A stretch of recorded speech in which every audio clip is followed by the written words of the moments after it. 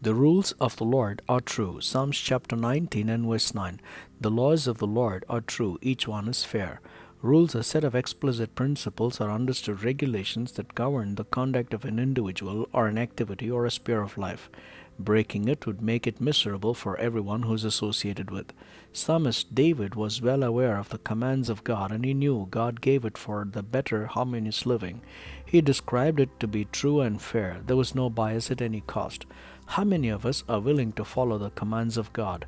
We need to be serious about examining ourselves. The Old Testament had 10 of it, while Jesus made it so precise and gave only 2. How often do we follow these 2 commands of God?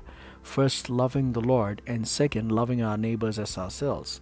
The second one doesn't materialize if the first one is not followed. David loved the Lord, and so everything worked out well for him.